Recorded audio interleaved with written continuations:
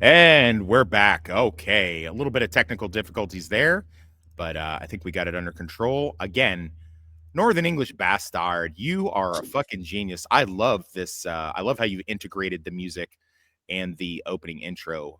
Great job, bud. Thank you so much. Looks great. Oh, looks like he's been silenced by the government. Ah, There we go. Yeah, sorry. Yeah, thanks for that. Yeah, I'm still learning how to do this at the moment, but after 3 years, but I think I'm getting there finally. yeah. We're all learning as we go. So Critter, Mr. E, we've been bullshitting in the backstage a little bit, so I'm not going to pretend like you just showed up out of the ether. But how are you guys today? I haven't asked that yet. Wonderful. Just a typical day. All right, fantastic. I'm doing much better than Mr. E. I'm extra wonderful.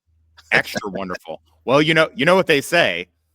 In this restaurant, we give the ordinary with just a little bit of extra. So, All right. so anyway, we got Enemies in Earshot. So how about that shit? Two banger fucking episodes.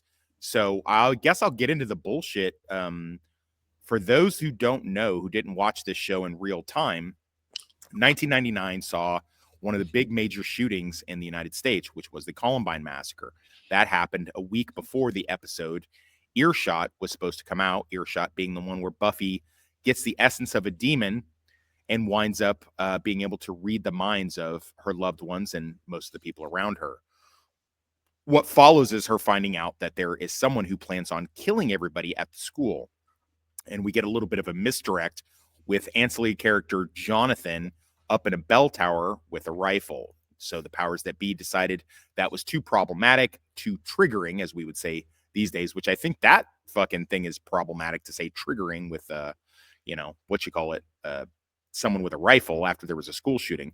But the crazy overreaction of the general populace to, to all of the stuff that happened in media was, I mean, if you weren't there to see it in real time or you were too young to remember, it was crazy. I worked part-time in a movie theater. I was still a year away from enlisting in the Army.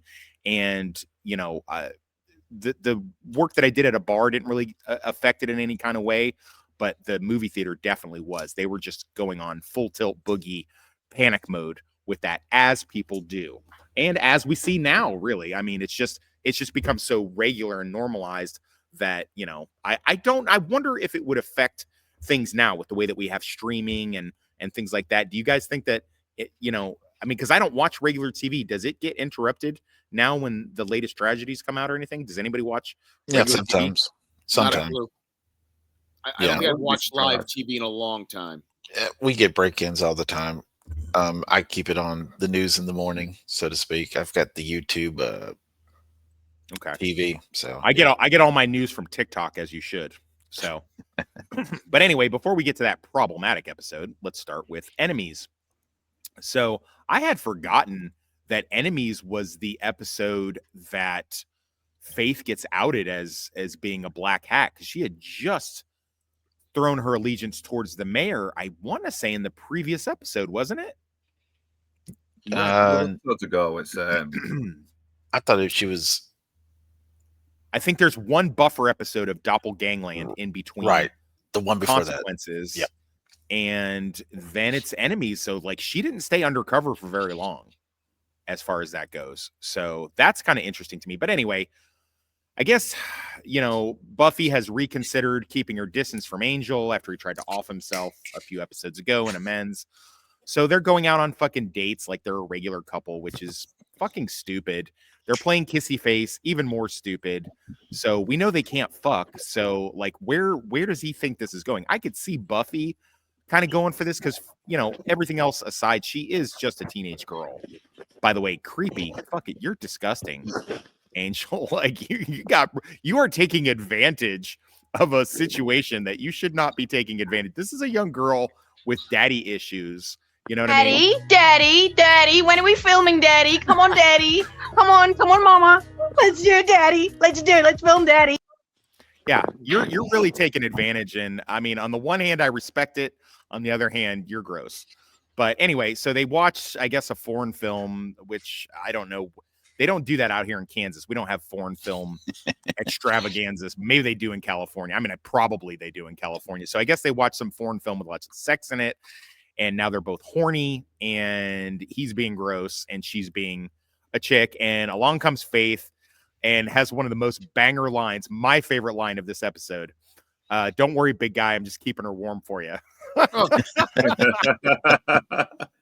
There's no obvious reason why that is. No one can make me hate you. By the way, Northern English Bastard is prepping a video essay of "Don't Stick Your Dick in Crazy." I submit Faith Lahane as one of the "Don't Stick Your Dick in Crazy" options. Yeah, definitely. She's definitely in my list. I mean, how can I not include her?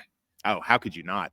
So they go on patrol. A little bit of tense moment where, you know, Faith kind of, I thought, like, good-naturedly just asking questions. Like, she wasn't like, I didn't see anything wrong with how she asked it. I mean, we as the audience know she's in leagues with the mayor, but I don't think that her stuff that she's asking Buffy about was in any way untoward. Maybe I'm reading it wrong. Maybe I'm giving her too much grace, but I didn't see it that way. But Buffy really was like, you know what? Don't talk to me about Angel at all. I was like, ooh, yikes. Okay, well, shit, Buffy, be a bitch then. And then they run across this kind of horn demon, one of the guys that looks more like he'd be on the set of Angel than on Buffy. But, you know, they did this to good purposes in Angel, where they'd have a demon that looked like horrifying, but wearing regular clothes and having regular aspirations, just wanted his rent paid and, you know, wanted to watch TV and, you know, drink Slurpees and shit. They really, when we get to Angel, they really double down on that show. Like, they have just demons just living their life, like not even trying to do anything like super evil. Right. And I really like that. They talk like regular people as well. Like, say, Right. hey, what's all the big fuss, guys? Yeah. Did y'all ever see that? Did anybody ever see the that series Grimm? Yes. That was on. Yes. Yeah, that's kind of where. Yeah, but their whole thing was subterfuge with their Right. like they like the ones like this just kind of walk around like that. Like Right. they just, you have Lorne that runs Caritas, and, you know, and of Correct. course they're in LA, but I feel like this was kind of like getting us a little ready for it with that, because you don't see this as much on Buffy, because on Buffy it's sort of an unknown thing still, kind of, but sort of kind of not. But on Angel, they just kind of like run around. You know, one of my favorite ones is when after Gunn on Angel, no, I'm reading ahead here, but after Gunn kind of gives up leadership of his street gang and joins Angel's initiative, the street gang kind of goes a little wild, and this like blubber demon is just like walking around drinking a big gulp down in the sewers, and he's like, excuse me, is there something wrong? He's just standing there with this big gulp, and they just eviscerate him.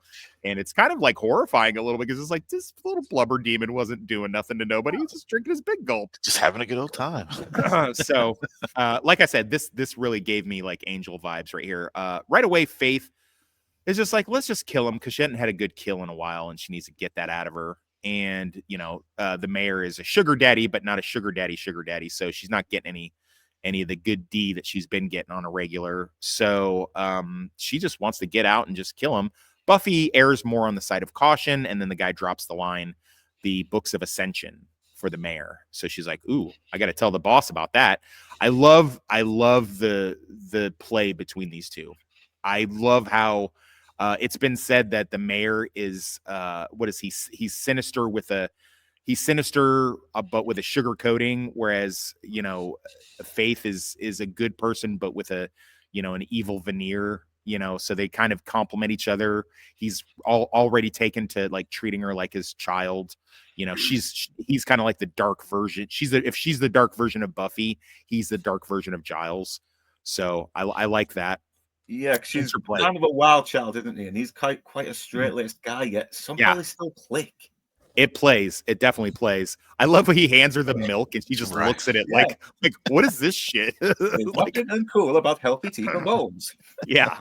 I love the he's a monster with this dad veneer. You know, it's just like getting back to like demons with like just trying to do regular stuff. It's like a semi-daughter. Hey, have some milk, and don't worry, we'll deal with this later. But he's trying to get books to, you know, it's like the evil plan, but with this Brady Bunch father-daughter thing going down. Yeah. we're back at the library. They're talking about the books of ascension. Buffy's giving up her version of the information. The Watchers are both kind of clueless. Willow actually knows something about it. Great line from Buffy's like, "Ooh, score win." And I do like Xander's little snide come out. He's like, "More importantly, 2 losers." And the Watchers are like, "Oh, how dare you!" Cordelia pops up just for bullshit reasons and wants to flirt with Wesley. For anyone reading ahead, this is so funny, these early interactions between Cordelia and Wesley, considering what follows later on the other series. But I still dig it. I mean, it's looking at it as a whole and then rewatching it is interesting. But this is also creepy. But I like how Buffy's judgy here. Buffy, you have no reason to be like, your boyfriend is literally an ex-evil vampire that's 250 years old. You have no fucking leg to stand on here with your judgment. Yeah. So anyway, I like when Cordelia leaves. You kind of have to look hard for the thing, but Wesley's kind of bent over a little bit because I think he's hiding a boner. I don't know if that was intentional or if I'm just reading it that way, but he is. He is. So Faith takes it upon herself to go to the demon's apartment, pretends like she's got the cash, and then kills the fuck out of him. And kind of a scary scene. What do you guys read this scene as? Is she losing it, or like what's the deal? I think it's a bloodlust. I agree with that. Totally a bloodlust. I think in a lot of ways she's still suffering from the accidental killing of what's the mayor's assistant. And part of this is sometimes people either go one way, they mentally break down after killing someone, or they get the lust, and the only way they can keep kind of put it behind them is you got to get past that first killing. You got to get another killing and soon become numb to it, so to speak. I think in a lot of ways she's applying that. Yeah, because we kind of see her become that way, a little bit more psychotic over it when she tries to torture Wesley in Angel season 1. Yes. Let's dial back I know I'm the one that started it, but let's dial back the reading ahead thing for anyone that's our 30 or 40 viewers that are like, what is this Angel show he keeps talking about? I don't know.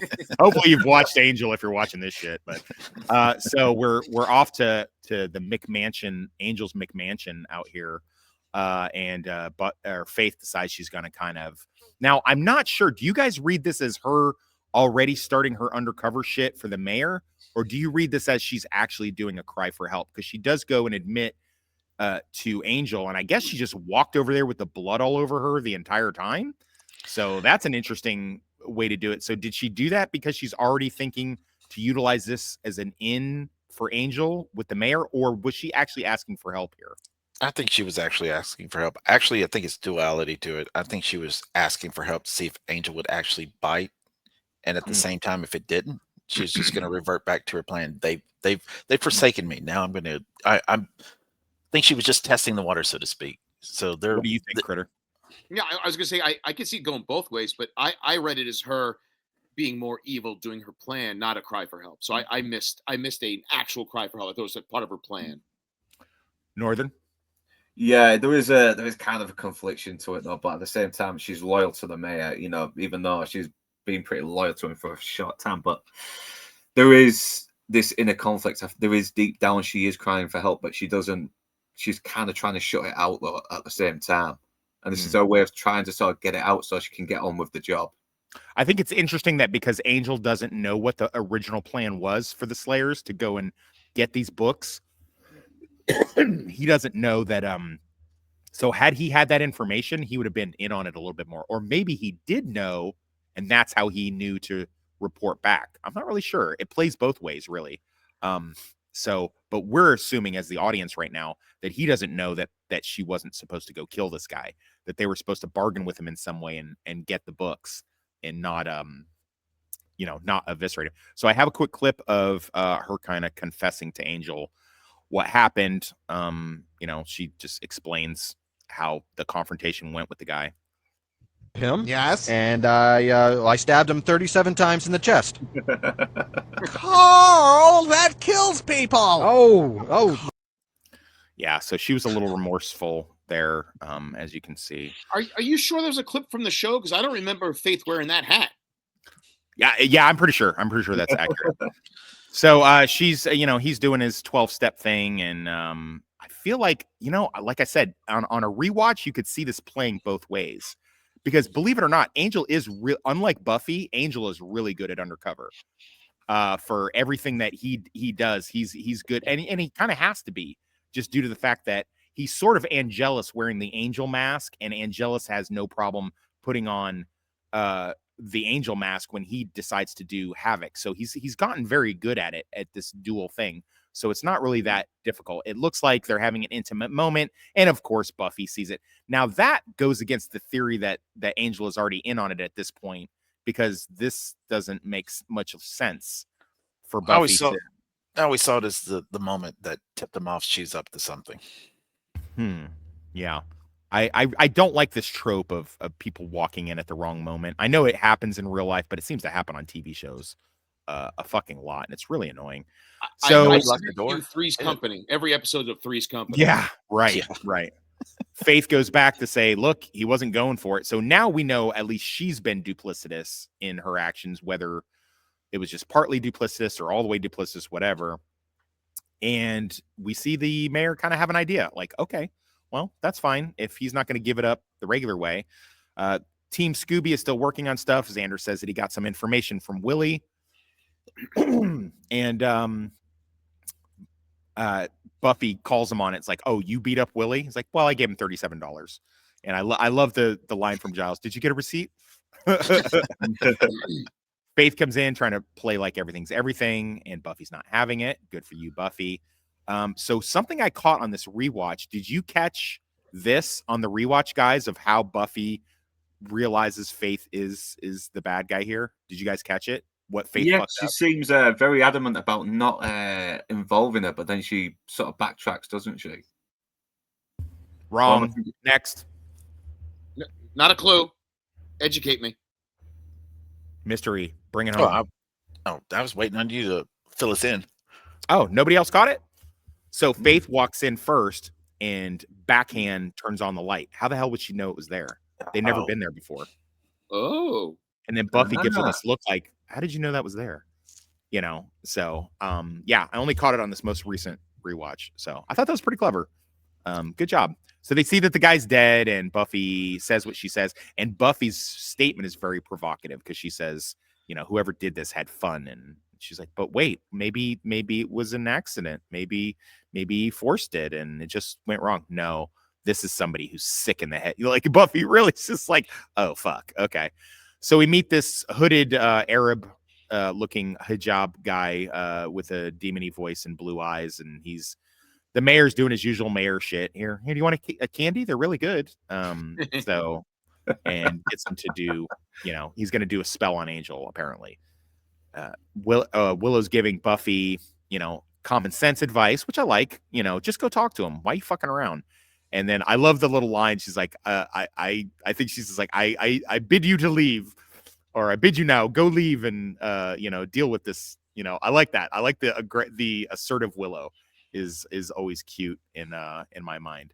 So anywho, we go back, and she shows up, and of course he's got tank top on, because why wouldn't he? And he's like, yeah, I want to help you as long as you don't do a spell on me. He doesn't actually say that, but that's it. She tries to fuck him one more time. He doesn't want to go for it, and she starts what she thinks is the spell, and what we're going to find out later is just a glorified light show. And we get some pretty decent 1999 special effects. Not bad. Agreed. Absolutely agreed. I like that little sequence. Anyone else? Yeah, it's not so bad. Yeah. I mean, I always kind of forgive it when it is a little bit bad because of the limitations of TV back in the 90s. So. Yeah, I thought it was pretty good. And then the 90s. Then we get what we think is Angelus back. And I got to tell you, man, most people thought this was Angelus back. Yeah. I kind of had my doubts. But I remember my ex-wife saying he's playing it really too well for this to be fake. And I'm like, is he though? Or is he playing it just well enough? So, well, I mean, I was convinced, honestly, at the time. But ironically, some of the people that I was watching it with, it was the girls who picked up on it. They were, that's not Angelus. And I'm like, It was only after the thought, just like, yeah, maybe it's not. So they decide, she gives him the line, gonna meet the new boss, like that. Little Who reference right there. So always good to have a Who reference. They're doing more Scooby planning, and Cordy's just fucking hardcore throwing her cat at. This is gross. This is your ex-boyfriend sitting right next to you, and you're throwing your cat at Wesley. Like, come on now. Don't. That's gross. I don't like that. I always saw that as torture, so to speak. Yeah. Oz comes up with an actual good plan. They go do that. Giles playing the the stalwart, I'll keep the home fires burning and send you all on your missions type, Van Helsing type thing, sends Buffy out there and just basically just says, hey, be careful. We know later, or we know now, that he's warning her to be careful about this undercover thing because it could go horribly wrong. I like that. This is definitely one that like you get more on a rewatch than you do on the original. So, and this is this is Angel meeting the mayor for the first time, and Angel really, really playing it. I heard it said, I don't know if it was Passion of the Nerd or somebody else. They're like, this was really risky because because like Wolfram and Hart had that vampire detector or whatever, or demon detector in their lot. Like, what if the mayor had some sort of magic thing that could have known that Angel still had his soul? So this was a little dangerous, but I like how he plays it, because I've done undercover work, clearly. And I like how he kind of doesn't overdo it, but just enough to be like, you know what? I'm thinking about you calling me master, and then takes the letter opener and just fucking throws it at his chest. Mayor blocks it like a boss, pulls it out of his hand. And I like the look of, like, Angel's a little disturbed. Also, did Faith know that the mayor was invulnerable here? Because the look she gives is a little panicky. I don't think she knew. Either. No, I think that's why they highlighted that. I know when he did that final test in that episode, she was nowhere around. But she wasn't there for that. Yeah, she wasn't on Team Mayor then. That was still Mr. Trick was there. I'm saying you would think he would have explained to her, hey, here's our plan, and by the way, don't worry about me. I'll be, whatever.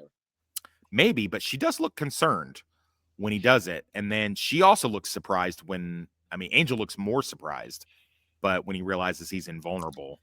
So I think that was basically brought up to remind the audience that he's invincible at this point, and I think so too. Let everybody else know that he is. Facts. So he does the whole have her home by 11, and then I like that they're down the street and Xander bumbles upon him, and Angel just knocks him out. Knowing that Angel's good makes this so much better, because he's just like, man, I've been looking for a reason to knock the fuck out of this little asshole for years, and now I get a chance to do it. It's to maintain his cover. Right, but also but it's also a cathartic release as well, isn't it? The fact that also highlights the fact that the onset drama as well. The line where he utters, "I really hate that guy," stems from the beef that Angel's character and Xander actually had in real life. Yeah. I like how he plays this with Joyce doing something that Faith knows regular Angel would never do. Be like coy and flirty with Joyce. Angel would never do that, but Angelus would, according to what Faith knows about him. So Faith, it's more like convincing Faith. Joyce seems surprised by it, but also seems a little horny over it. I was going to say, she seems interested. She's like, oh, okay, cool. He likes it. All right, well, cool. Well, and then, guys, of course, the the reveal, quote unquote, of him being Angelus. I like how they play it. Buffy's not so bad at undercover in this episode, because when he says Buff, she goes, "You just called me Buff," and then the way that she plays it, this almost had me convinced that it was real, because the way that they play it and the way that she looks horrified that this could be Angelus, and maybe a little bit it was PTSD, and maybe it was the fact that she's like, "Fuck, what if this went wrong and they really did accidentally." There's no way for me to know. Like, it's not like he gave her like a wink or something like, hey, it's all good. So interesting, very, very interesting way to look at all of this stuff. And at the city hall, seems like the mayor would have had this scrubbed, but there's an old picture of the mayor from 100 years ago. And it's actually, I like that it's Oz that figures this out. So pretty cool, but it does seem a little sloppy on the mayor's part. I mean, he controls what's in the Hall of Records as the mayor, so there's no way he could have gotten rid of that, or Or I he don't know. never thought somebody would look for it. Yeah, maybe. I like the whole the thing with you know, Faith here. I do believe that it goes a little over long with this. You know, it's that old, you know, the whatchamacallit, the what is that word? Where the villain gives away their plan or whatever. Monologuing. Yes. You got me monologuing. Yeah. So yeah, Faith basically gives it all up here. And oh, too far. Let me see. Let's do the old fair use. And this will be no more jokes. I'll actually show a real clip from the show and see if we can get away with it, which I'm pretty sure we can. We've been pretty lucky so far. And go.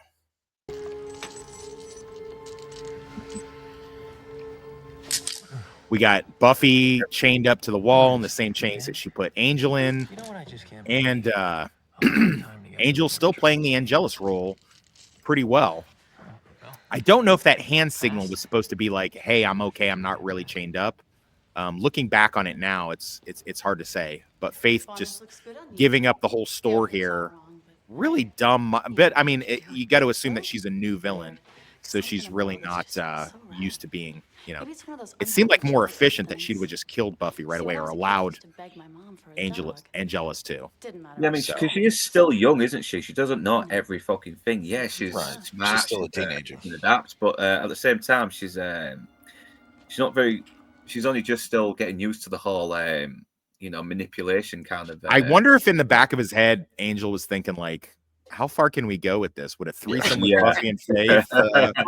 Would that really sell it? Buffy's going to give me an earful. Vampire Slayer sandwich. Oh, Slayer sandwich. That's funny.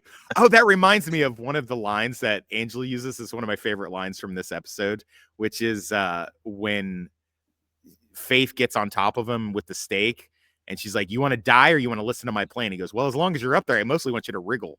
I thought that was a great line with that.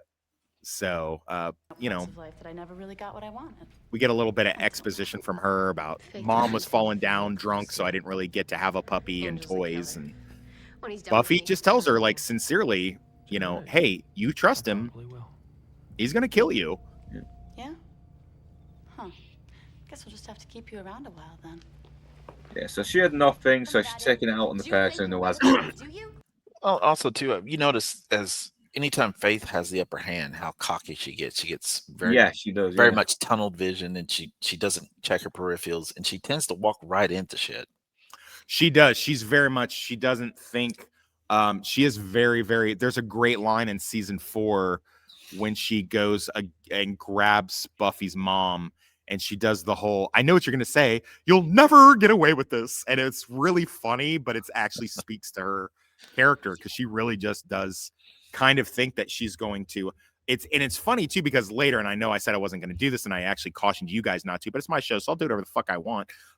Later, when she's on Angel and they have to have her help, she actually does become a pretty good strategist with things. Now, obviously, she's had time, you know, in the clink at that point to think about stuff and to, you know, become more, you know, strategic and wait and think things through a little bit better. She's become more patient and probably had to learn that kind of stuff. And plus, she had badass version of Wesley on her side at that point. So, I mean, but yeah, it definitely speaks to, I mean, that's a 3-year gap between this, I think. So 99 to 2002. Yeah, it's like 3 years that, wow, that was, man, they did not, I'll say again, they did not utilize, I know she was doing movies and shit, but I mean, fuck, man, they should have had more Eliza Dushku on this. But anyway, I digress. Say it. You think you're better than me.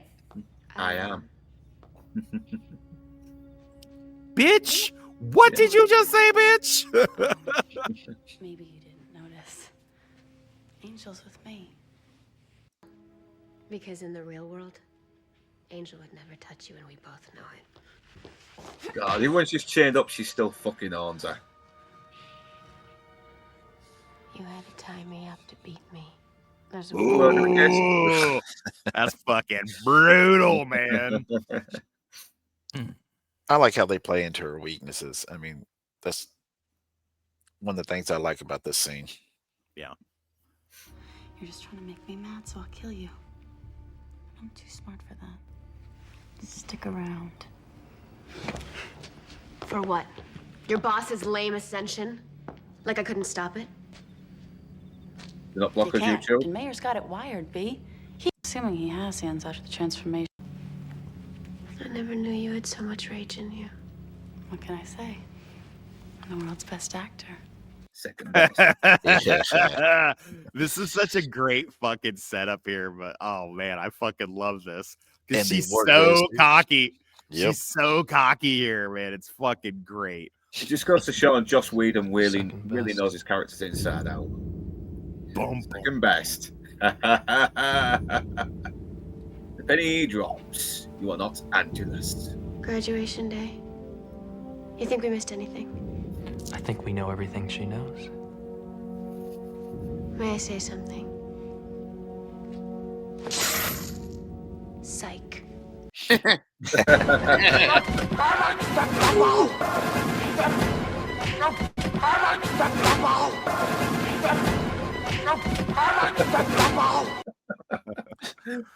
So we get a nice little action set piece and blah, blah, blah, blah, blah. And then they have their knives at each other's throats when the cavalry comes in. And basically it's like, oh, shit. And she kisses her and runs out, which is great. I don't have that clip, but whatever.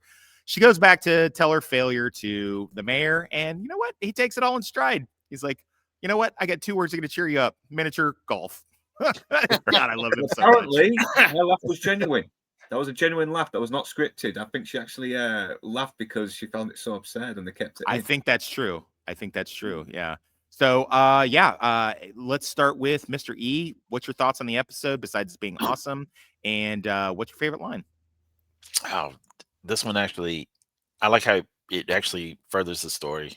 It sets us up for the 2-part ending of it. It's a great episode. I mean, well played, well paced. I mean, I thoroughly enjoyed this one. And favorite line, this from Enemies. There's one for the mayor. Give me a second. I can't even think of one. Okay, I'll moving come on. back to it. I'll come back to it. Critter. Tell me your thoughts Love and the your favorite episode. line. A lot of fun. I enjoyed the interaction between the 2 actresses playing Buffy and Faith. Favorite line from the mayor: "There's more than one way to skin a cat. I happen to know there's that's factually true." Yeah, that's a good laugh. That's Freaking- excellent. and That's it's excellent. and the way he says it, he's very matter of factly. Again, it's like dad telling you, "Oh, I murdered the neighbors. Got to help me bury them." Just Okay. a very Right. creepy thing to say. Northern.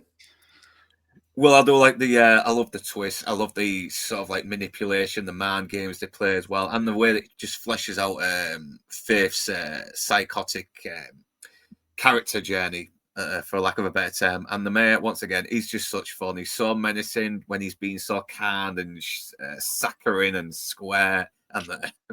But it's my favorite, and my favorite line has got to be Angela saying, "I missed the taste of a Slayer." I think I'm paraphrasing, of course, but it's Yeah. along those lines. And I got one for you. I Bring think it's a little more serious. The part where the mayor says to Faith, "Yeah, you see, Faith, loyalty is a tricky thing. It's not about right or wrong. It's about who's standing next to you when the smoke clears." Ooh, I don't remember that. That's a great line. I did not remember that.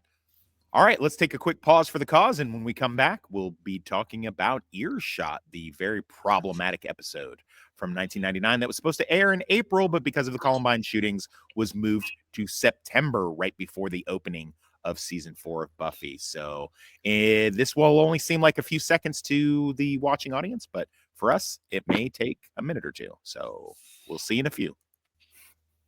All right, and we're back. This was only a few seconds for you, but it gave our old man Critter a chance to go to the bathroom and, pee out his bladder because, once you get past a certain age, if you can't sit for too long, you wind up in a puddle. So anyway, we're on Earshot. Son of a bitch. We're on Earshot, and yeah, man, this is a banger of a fucking episode.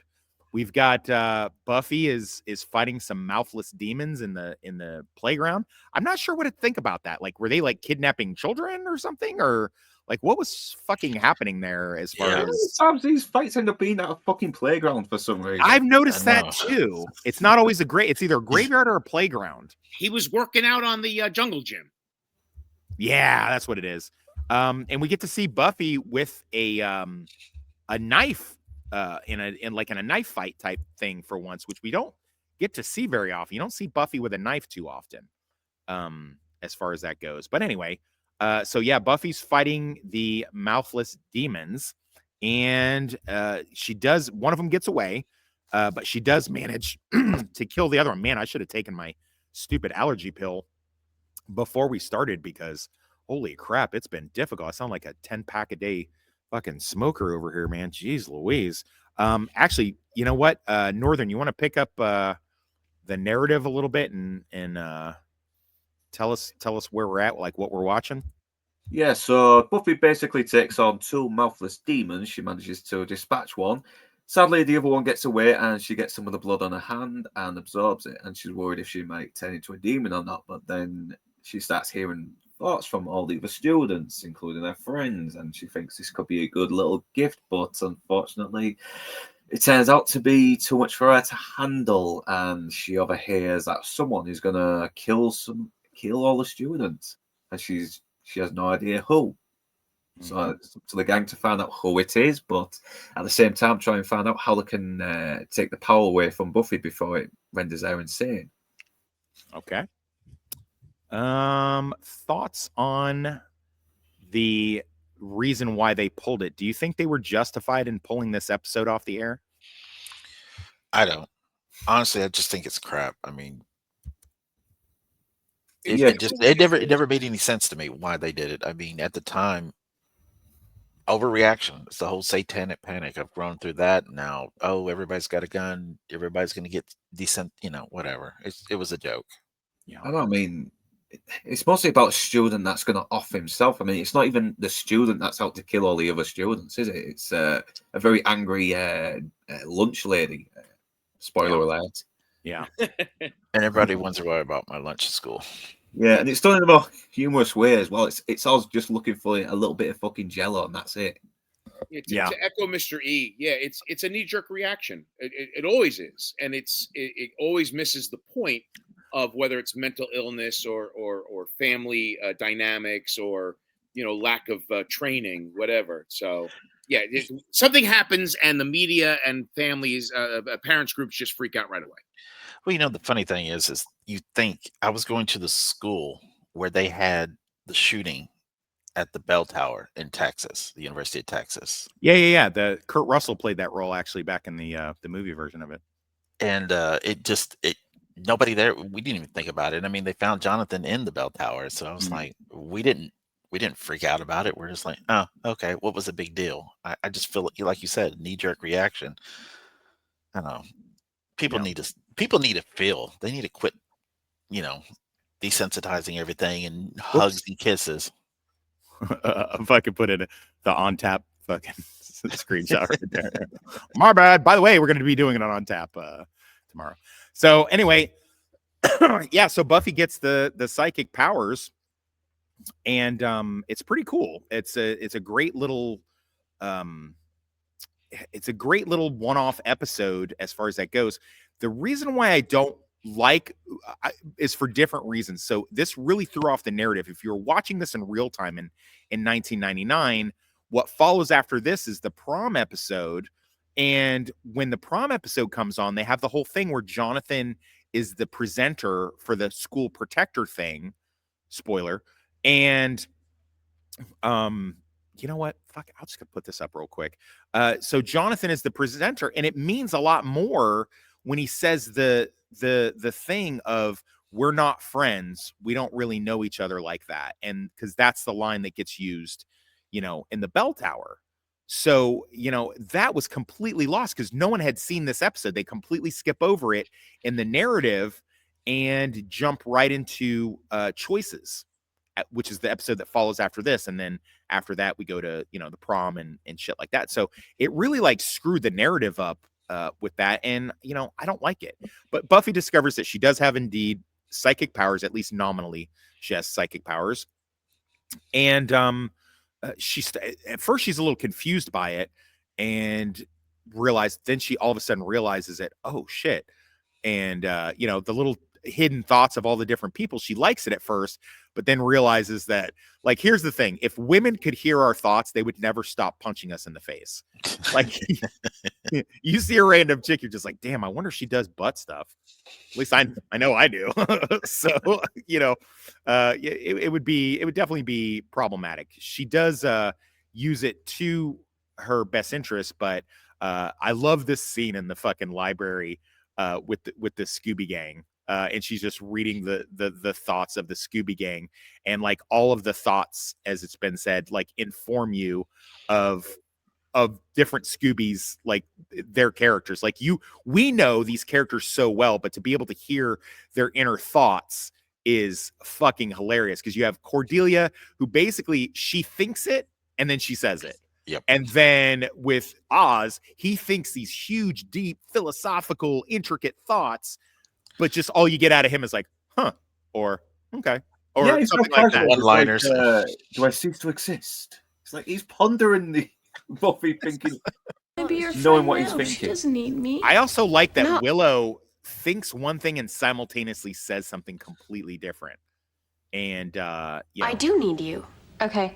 What are you talking about? Because you are so creepy right now. I think that.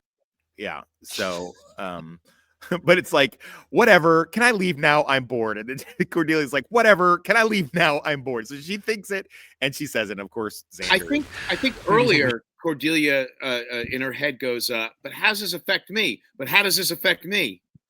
Right. I love Oz so much in this scene. Everything that is me, and she becomes me. I cease to exist. And all he is like, huh, okay. Yeah, Xander's actually thinking of Buffy naked as well. It's like, What am I gonna do? I think about sex all the time. Sex. Help. 4 times 5 is 30. 5 times 6 is 32. Naked girls. Naked women. Naked Buffy. Oh, stop me. God, Xander, is that all you think about? And then I love how he's getting the math wrong. Yeah, Wesley's skeeving on, and she's just looking at him like, I can hear your thoughts, Can you hear me in the other room? I can be quieter and go out into the hall. It's like every single one of them, I have to leave now for some unknown reason. Right. Literally, Cordelia is the only one that's not scared, because she knows she'll just say whatever she thinks, so she doesn't give a shit anyway. As far as that goes. So I like that. And then they have the discovery that, oh shit, this will drive a person mad. So I grew up reading comic books, and the characters like Jean Grey or Professor Xavier, the workaround to this is that they build what's called a psychic shield in their head, so that they can choose which stuff they want to listen to and what stuff they don't. But obviously that's not a thing in other media, because I've never seen it used any other place. But that was their workaround in that, because it's like, if you hear people's thoughts all the time, wouldn't you kind of go crazy? There's a really interesting, I thought this is so interesting, I'm actually going to put it in my next book when I do my supernatural oriented book, which is if you guys have ever seen or read Firestarter from Stephen King. Oh yeah. Not only can Charlie start fires, but she also has some of her mom's ability to read minds. And there's a great scene where when she meets Rainbird, the assassin, the Native American assassin, she can't read his mind. When she goes into his mind, all she sees is blankness.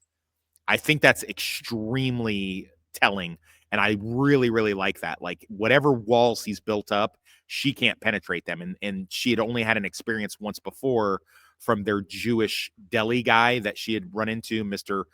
Holtzman or some shit like that. And he had been in a Nazi, prison camp. So he was the only other person she'd never been able to get. Like, it was nothing but blankness when she tried to delve into his mind. I really like that. I like the idea of that, is that just a regular person can have some sort of their own psychic barriers that even somebody with supernatural powers can't penetrate. I like the Or idea of it's that. or somebody who has the ability to really compartmentalize trauma, etc., Yeah. so on and so forth. Yeah. Well, Buffy starts getting like super duper, overwhelmed and actually passes out after she hears somebody say that they're going to kill everybody in the school the next day. By noon tomorrow, you're all going to die. And I like when she's passed out, but she wakes up to hearing their thoughts, and then Giles is like, she looks so tired, and fucking and Xander's going, I bet it's Hogan that's gonna kill everybody, the basketball player that he doesn't like, and then fucking Cordelia says out loud, "It's really cold out here," but then in her mind she goes, "I'm not getting any warmer." Yeah, that's good stuff with that. And then she basically gets the Scooby Gang to handle the investigation part of it, and they think through the course and the interviews they do with everybody's so hilarious, including Cordelia going up to Mr. Beach, the fucking the one teacher, and it says, "Hi, Mr. Beach, you planning to kill everybody tomorrow?" Oh, it's for the yearbook. that was my favorite quote. I like that they finally find and confront the little nebbish, school paper reporter, and he thinks that they're fucking with him because Oz is part of their little group, and he gave the dingoes that eat bait, that the Dingo Ate My Baby band that he's in, had given them a bad review. And I love the review is like when Oz reads it and he's like, Dingoes Ate My Baby played their music like they had big, plump, fat sausages taped to their fingers. And he's like, sorry, man. He goes, nah, that's fair. It's his delivery as well. He's so good. The deadpan delivery that he does is so fucking good. So they send Angel to go get the heart of the other demon, and he comes in with the magic blue bullshit potion. Meanwhile, the reveal that Jonathan is in the tower with the rifle, and Buffy has to go fucking save the day with athletics and conversation. I also like the aside of when Buffy's running, the chick that's like super competitive with Buffy in class and stuff, the one-off character we never see again, Nancy or some fucking shit, I don't know. She sees Buffy do the parkour all the way up to the bell tower, and she goes, I could have done that. This episode is so intentionally and unintentionally funny. It fucking cracks me up every time. But yeah, Buffy gives the whole speech. And so a couple things here. I think it's a huge mislead with him up there with a fucking sniper rifle. Obviously it looks like he's going to fucking kill everybody, but in fact it's like as Luke or Northern English pointed out, it's actually Lunch Lady Doris that's put rat poison in all of the food or whatever. So I think that's a big mislead, and I don't really care for it, to be honest with you. I think it's kind of stupid, because it's like, dude, clearly, so he was going to kill himself with a fucking sniper rifle up there. Like, I mean, you need a pistol or something like that if you're going to do that, because it's easy. The thing I couldn't understand is, why do you put the scope on? Right. I mean, What do you? If you're just gonna stick it in your mouth, what are you making sure you don't miss, or like? Not how scopes work. No. But the thing that caught me, that's a 22. That's a takedown 22, a Ruger. And I'm like, if you're going to kill yourself, that's the last bullet I'm going to do. If I'm going to do it, I'm not going to, wind up a vegetable, so to speak. Right. That's a smaller caliber, right? Right. Yeah. I mean, it wouldn't even do like with a 22. What you want to do with a 22 is put it right up against the person's dome in the soft spot and just pull the trigger 2 or 3 or 4 or 5 times and let it just, bounce around there and eat the brain away like fucking Pac-Man. I mean, that's your best bet with that. So, but yeah, no, it's fine. I don't have a problem with it per se. This is great, Buffy. Fucking. But who, like, no one else could see him up there? Yeah. With a fucking rifle? Like, just Buffy? Now, if that was today, everybody would be on their phone. Okay, I can get that. But, of course. By the way, this is actually in the Buffy Xbox game. This is actually a move that you have to do in order to get up to that bell tower to find a secret. It's like a side quest thing that you got to do in order to get to the next level. So you actually have to do this move, which I thought was really cool that they incorporated.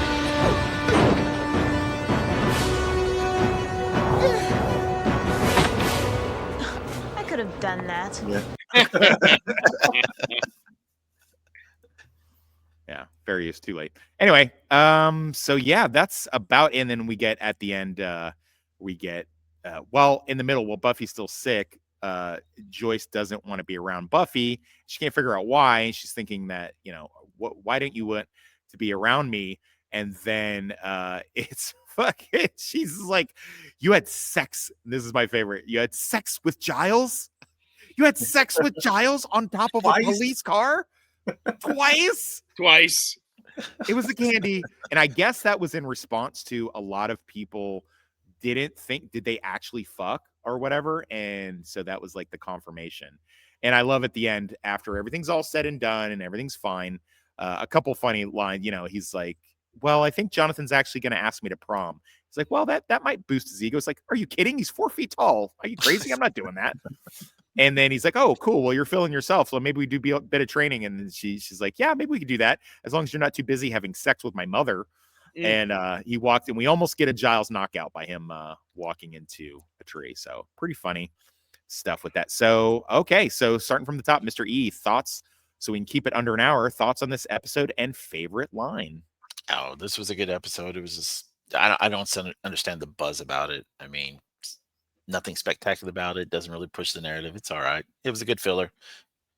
And favorite line is, let me think, is the one Buffy said, it's weird. I start getting used to hearing people's thoughts. It's like a radio inside my head. Only everyone's station is turned to guilt and paranoia. Damn, another good line that I kind of missed. All right, good for you. I like that. Critter, go for it. Love the episode. I always like episodes where it's like someone gets a special power or a wish granted and chaos ensues. Favorite line is, hi, Mr. Beach. You're just wondering if you're going to kill everybody. Oh, it's for the yearbook.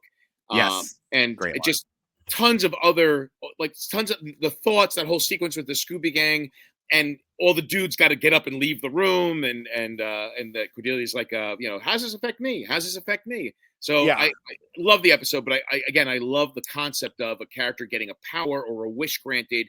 And it's just like, oh God, this is not like in the earlier episode where Xander wished all the women the love potion, and everyone wants to shred them, like zombies. So I like the episode a lot. I'm gonna do something I don't ordinarily do, and I'm gonna give you a chance to give me some Star Trek trivia about this episode. Oh God, you stumped me. What? No, what? Okay, let's go to Luke. I'll let you think about it for a second. Go, Luke. Yeah, it's a good little candy episode. It takes a little break from the overarching plot just to sort of let us have a little bit of fun with the Scoobies, as well as kind of touch on a minor character we've seen a couple of times and kind of, taken for granted and give him a little bit of context. And it's really stupid that this got delayed as well due to a tragedy, because the fact that this came on after, did it come on right after season 3 finished as well? Not right after. It was basically more like during that hiatus. So like right before they managed to sneak it in.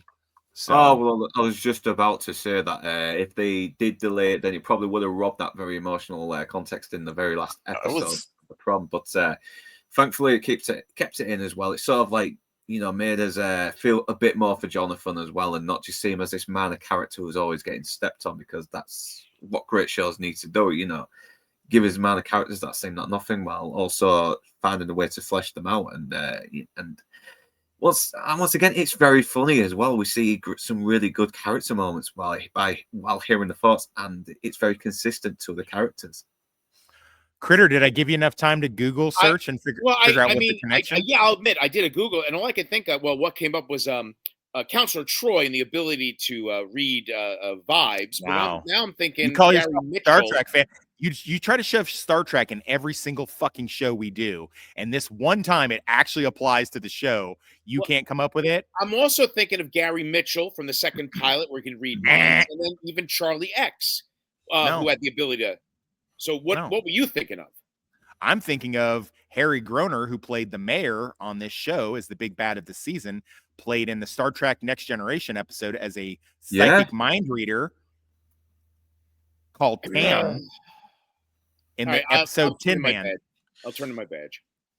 Yeah, turn in your fucking badge. I want your badge and your phaser by the end of business day. You're a loose cannon. Passion of the Ned mentioned this, and I can't believe I forgot about it. Yeah. So that's a hell of a fucking connection, don't you think? Agreed. And apologies. All right. Oh yeah, my favorite line, by the way, is Oz's response to Buffy reading his mind. You know, I am my thoughts. You know, Yeah. Buffy. Yeah.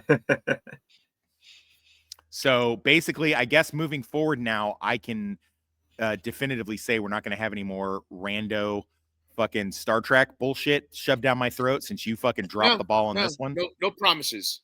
You'd think that, but here we are. No way. Not this time. We created it. Not this time. No, not this time. It's totally made up. Pure fiction. It's fiction. It's fiction. We made it up. We made this one up. It's a made-up tale. It's a total fabrication. It never happened. By the way, Mr. E, if you want me to send you that clip for that show that you're going to do, I think that could be pretty cool. So we are getting close. Where are we at, my Buffy detectives, with the 1-800 collect mystery? Did we find anything? Do we have any kind of info? Because we're getting super close with that. This woman is either This completely made evening up. with 1-800. Go ahead. Either she's completely 100% made up, or for whatever reason they used what do you call it? Some kind of alternate ID, keep her real ID. You know, I don't know, because this is where the conspiracy comes into it. Was it just made up? They never intended to actually take a fan. They already had somebody lined out for it. We're supposed to basically, or they did it and then they cut her roll out and then they felt bad about it. That's what I remember discovering. Like the rumor was they cut her part. Then again, also too, I also thought, what if they did this to get us to really watch and really get everybody to watch intently? You know, viewership and otherwise like that. Some random girl to walk and say like, "Here's your coffee" or something. Yeah, I just don't see why they wouldn't. It could be, I mean, the easiest of, I mean, shit, regular actors get, you know, you can like spot like Matt Damon in fucking Mystic Pizza, and, you know, fucking Ben Affleck from McDonald's, an old McDonald's commercial. Yeah, but they would have to have a speaking role to get credited. And Good that's the issue right there.